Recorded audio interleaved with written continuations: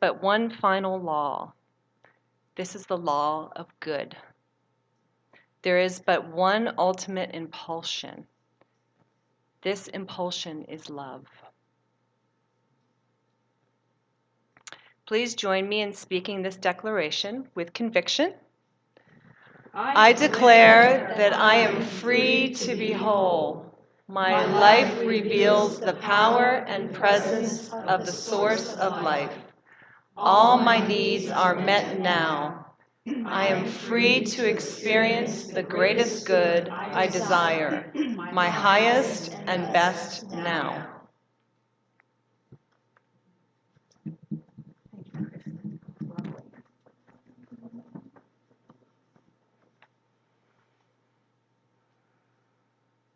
So we are born whole, each and every one of us.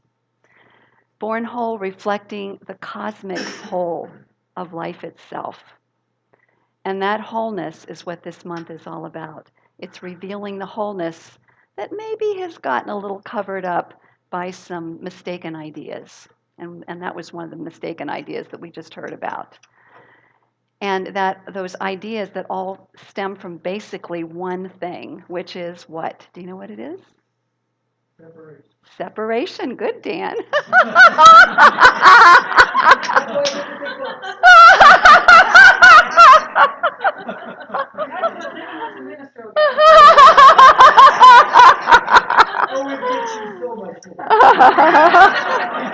Oh my gosh.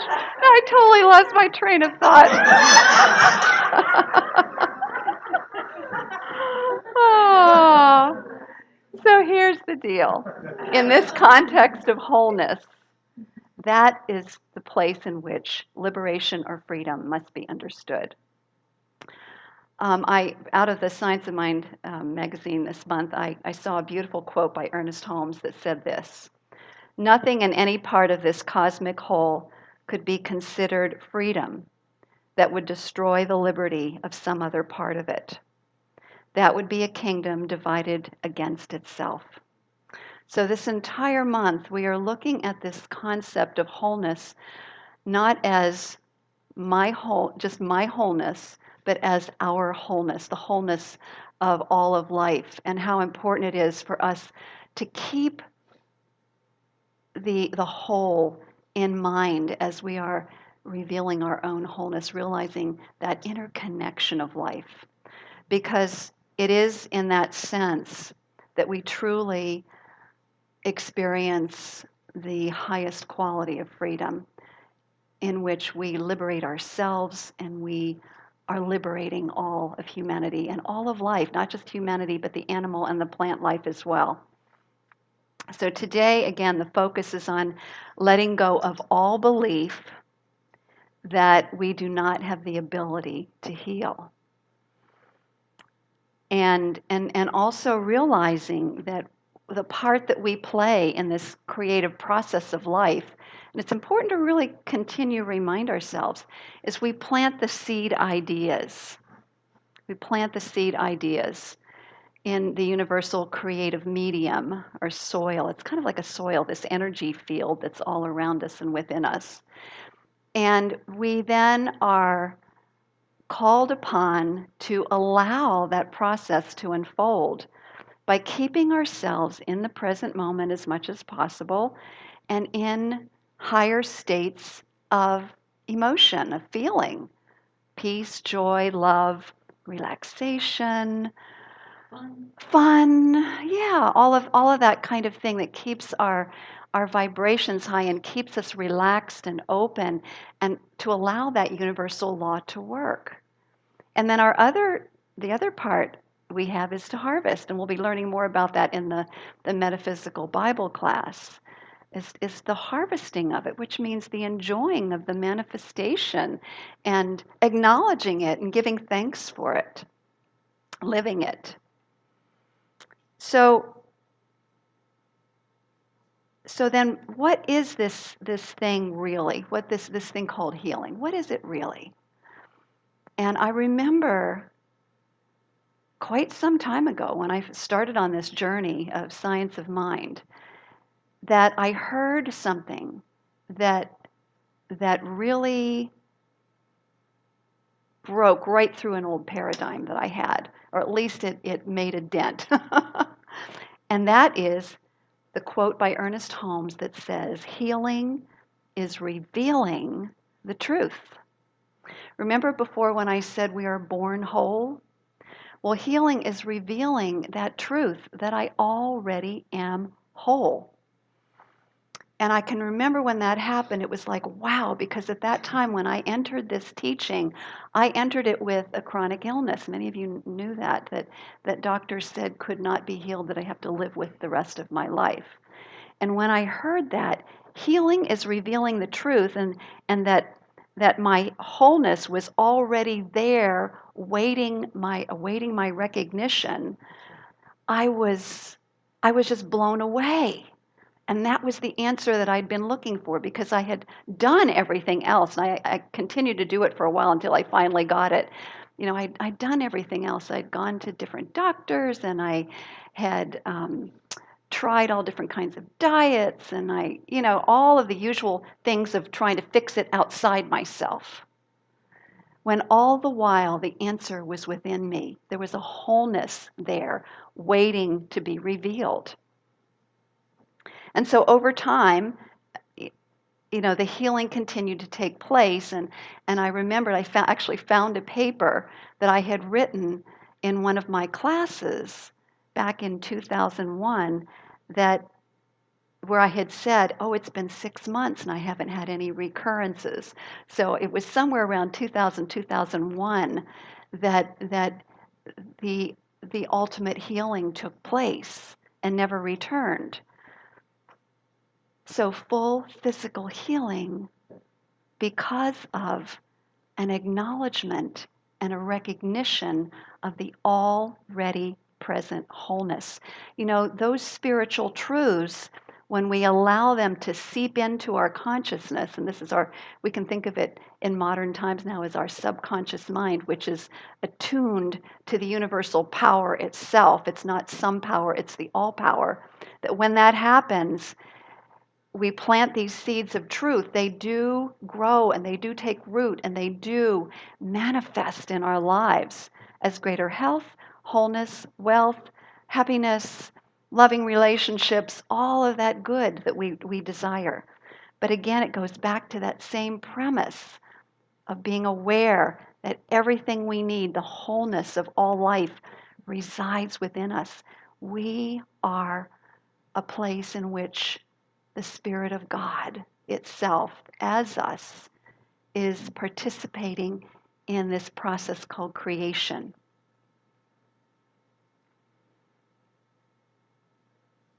So one of the things, and I've been doing some reading ahead in my the Learn to Live book, and that we're going to be using in the metaphysical Bible class. And in it, the author, Irvin Seal, talks about this thing called the law of agreement. The law of agreement. It's something really important and to be aware of as we're talking and as we're reacting to or responding to the news media and everything else. Whatever we agree with, the universal law has no choice. It always says yes. Has no choice but to respond to that, to whatever we agree to, and bring it into manifestation in our lives. So what are you agreeing to each and every day? When you read something in the news, are you agreeing with it? Are you agreeing with somebody else who is saying some things that are really upsetting? Or are we in our own minds staying centered in a higher truth? Because if we agree to a higher truth, and so how about you? I'd rather agree to spiritual truth, to higher thinking, than to stuff that there's a lot of talk about lack and limitation and bad things happening and that sort of thing. Because when we do that, when we focus on spiritual truth, that everything I need is already here, that good is unfolding, that whatever's going on out there, it's being used for good, and the more of us that realize that and act from that place, the greater we will find that it does manifest, because that is how the universal law works. It's a law of mind. It's a law of universal mind. It's an all power that responds to our thinking. The law of agreement. And so let's talk about this thing called the One Healer, which is the title of the talk today, the One Healer, which resides within all of us. We know that love, we know that law is a really important part of it, but we also know that love is, the One Healer is love, is the presence of love. So the way we move beyond this thing called separation and cultivate this consciousness of wholeness is how? By developing loving relationship with the inner divine. How do we do that? Spiritual practice. You know, it's just like any other relationship. The more time that you spend cultivating it, the deeper the love is. So as we dedicate ourselves daily, and as much as possible throughout the day, focusing on higher truth, being in communion with the inner divine, the more we develop that loving relationship and the stronger that it gets, the more we become this presence, this vibration in which healing takes place. And here's the interesting thing about it, is the more that we contemplate the allness, the wholeness, the completeness of the one and our unity with it, the more we realize what Shakespeare said, that all the world's a stage, that our human imagination creates these roles, the healed, the unhealed, the healer, all these different roles. And all the while, as we look upon it from this place of illumination and enlightenment, we realize that the healing has already taken place in the realm of spirit. And the only thing that is in the way is erroneous thinking. That's it.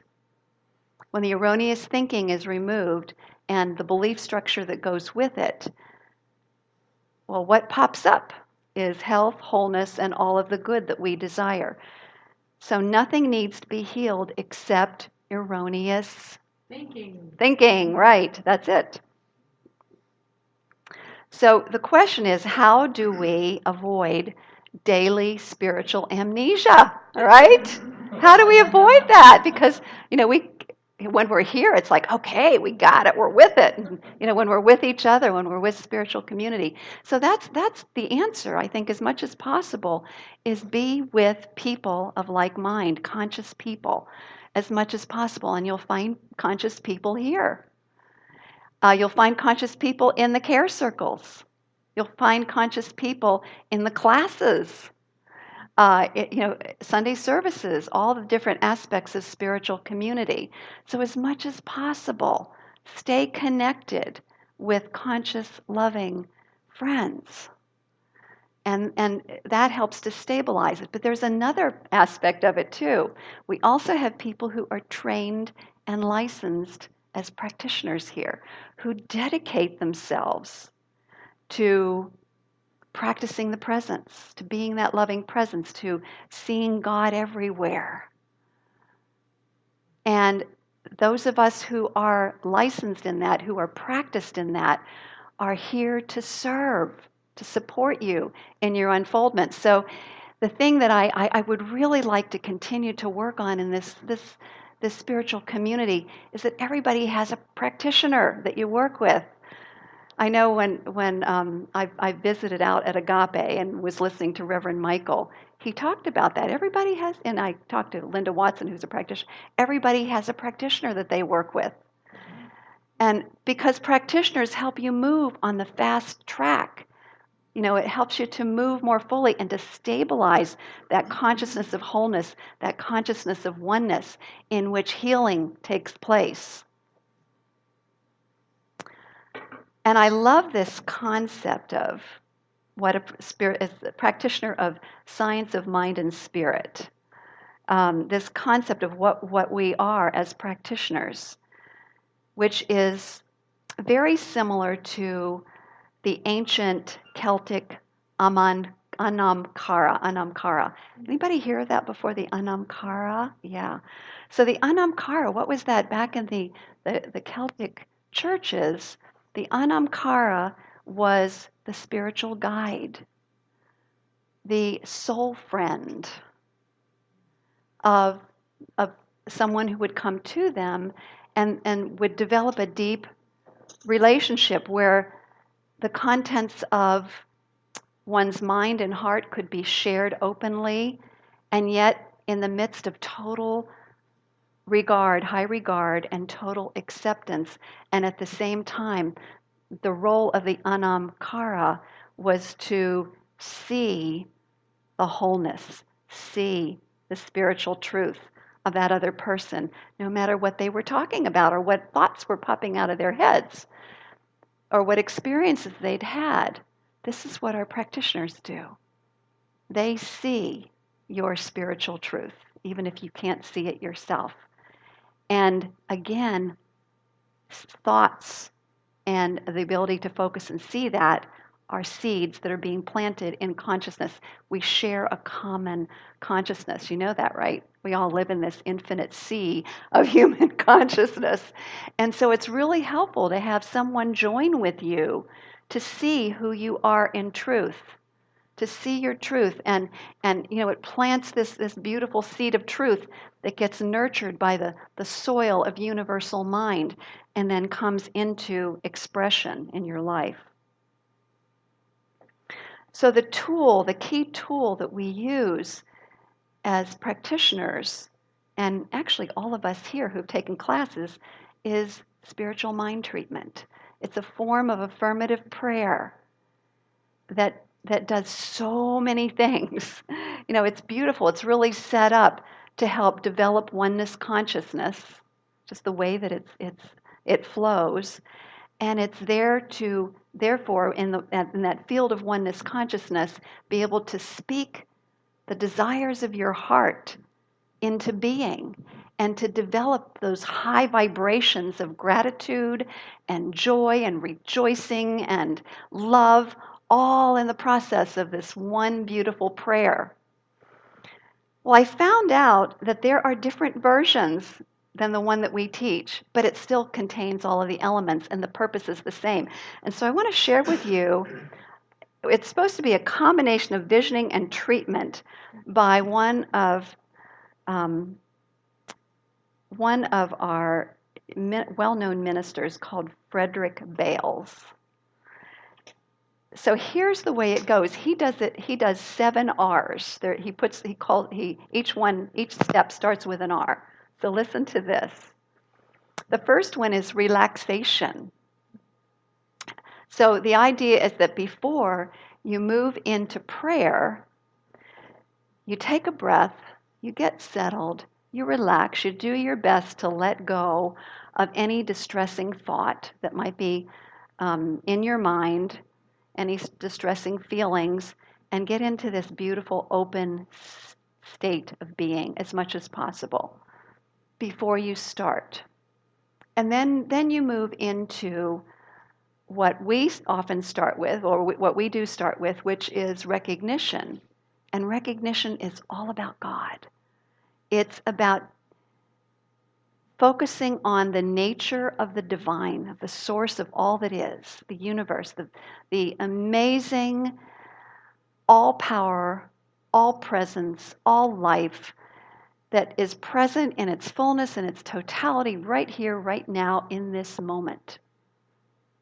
And that conjures up, I know in me, every time I focus on it and speak about this presence, my heart just bursts open in awe and wonder, in a state of gratitude. The gratitude actually starts building. He makes this point from the very beginning. If we are really tuning in to that ultimate reality, we are developing the quality of gratitude. from the very beginning when we start the spiritual mind treatment. Awe, wonder, gratitude, and also deepening into peace. Okay, relationship. So this is another word for, what's our second step in spiritual mind treatment? Unification, right? So it's just another way of saying unification. So this is about acknowledging our relationship with the One, that we are of the One, that right where I am, the fullness of God is. That there has never been, never will be any separation other than the thought that I happen to have that might think that there's separation. So I then move myself into this greater awareness of, wow, the all power, the all presence, the presence of love, the presence of all good, creativity, more than I can imagine, is already right here, right now, within me, as me, because I am unified. I am one of the One. I am one in the One. However you want to say it, that gets you to that point of realizing the fullness and the interconnection of life. So that's relationship, and noticing there's a deepening of peace. There's maybe a greater sense of joy that's starting to develop, gratitude. Then we move into reasoning. And Frederick Bale says this is the place where we take care of all of those thoughts that create fear and worry and doubt and uncertainty and all of those things. So we begin to use our reasoning by saying there is no fear in the mind of God. God is infinite love. There's no opposition to God. And therefore there's no opposition in my life, to use the reasoning to take care of those thoughts that have been getting in the way of our good. So reasoning. And then once the reasoning's taken care of, then we declare, we realize, we speak our truth, the desires of our heart, as if they're already happening now. So right here and right now, I am healthy, whole, complete. I am radiantly, vibrantly alive. I am, whatever it is that your vision, of your life fulfilled, you speak it as if it's happening right here and right now. So again, the excitement, the joy, all of those vibrational things that you want to have going in your life continue to build as you move through this vision prayer. And then you get to release. And it's interesting. Notice he doesn't have Thanksgiving like we usually have. He kind of puts the Thanksgiving at the end, but actually Thanksgiving is going on throughout the entire thing. And that's why he doesn't have a separate category. So then what we do now is we turn over, in the release stage, we turn over the vision, the declaration to the universal law. This is where we truly let go of trying to make it happen and trust the process. Trust the creative process. We get to behold it as it unfolds in our lives. We get those divine inspirations, the guidance that we need along the way that will let us to know, go here, go there, do this or do that. And then finally, because we've been building in excitement and joy, enthusiasm and gratitude, what can we do but rejoice and go, yes, I gave it to the law. I can get on with my life. It's being taken care of. And all is well. And all is well is the practitioner consciousness, right? All is well, yes. So, that applies to us personally. These beautiful principles apply to also other aspects of life. And I was reflecting on this entire message here today and how it has been brought into expression in Yellowstone Park, because we just got back from there. And at one point in time, there was not very good management of that park.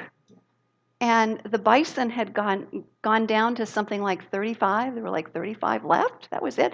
And at one point in time, there were something like, what was it, Dan, 2 million or 4 million that roamed that area, back in the day when the Native Americans were in charge. and down to like 35, and all the wolves were killed and gone. And the park was suffering. The other wildlife was suffering. The streams were not, there were all kinds of things going on that were not healthy. And so someone had the vision, or some people, maybe it was the overseers of the park, whoever they were, caught a vision of restoring the park back to where it was. And we saw some pictures like back in the 1950s when the bears would come up to the cars and people would feed the bears right out of their cars. That's not done anymore. No. Mm-mm. It's completely different because they understand that in order to keep the wildlife wild, to keep everything in balance, this is what they do now. They have principles that they go by to recreate the health and the balance. One of the first things they did was they found all of the different herds of bison and mated them and released them. And now they have something like 600 or something. Or maybe it's more, a couple thousand that are there. And so you see bison, quite often in different places, and sometimes right in the parking lot. But but anyway, and they also went to Canada and reintroduced the wolves, and they found some amazing things started happening. The streams became healthier. The plant life became healthier. Things started getting back into balance. And so like I said, they used various principles. Now what they do is guard the animals from the people. When we were going down one of the roadways, there was a mother bear and 3 little cubs. Oh my gosh, so adorable. The cubs at one point were running. One of them was going up one of the trees and then came back down. It was so adorable. So people were starting to get out of their cars, and they had a ranger standing there assigned to take care of those bears and make sure that they weren't impinged on. So if somebody got too close, they told them, get back in your car. They were there to protect the wildlife. It was really interesting. And at one point in time, we were with a guide who was taking us down this path. We were looking for moose because it was moose habitat. And we happened to be looking down at some flowers. My daughter was asking, what are these flowers? And we're walking along and we're looking at the flowers. And all of a sudden we look up and there's a mother moose and her calf. And she was shaking her head at us like, you better back off. And so we just very slowly, we slowly backed off. We got out of the way. But again, the rangers, the people who are there to assure that you keep your safe distance. They have rules. They educate the public on every table that wherever you eat there. There are these little plaques that say, be bear aware, take your bear spray. You have to be so far, have to have this amount of distance between the predators and yourself, and this amount of distance between yourself and like the ones who are less dangerous and so on. So again, they're educating the public. They're living in principle. They're keeping the concept, the vision of wholeness, the interconnectedness of all life, balance in mind, and it's working. It's working even with the amount of people that go through that park all the time. Again, the power of a vision, the power of understanding the importance of wholeness and balance played out in Yellowstone Park. It's pretty awesome. It's the same thing with us. In what ways can you bring your life back into balance, into that state of wholeness that's innate in you? What is it that you're thinking in your mind that's getting in the way? And how can you keep not how, but I invite you to keep your mind on that vision of your life, the wholeness, the magnificence, the completeness, the perfection, whatever it is that you are here to be, to do, the ways in which you are here to serve, allowing that wholeness to come forward. Because again, if we remember that we are the seed planters, we are the vision planters, The universal law, the one healer, takes care of the rest. That's how it happens. And all we do is allow. So I give my thanks for this truth and this knowing, and I say namaste, my friends. Namaste.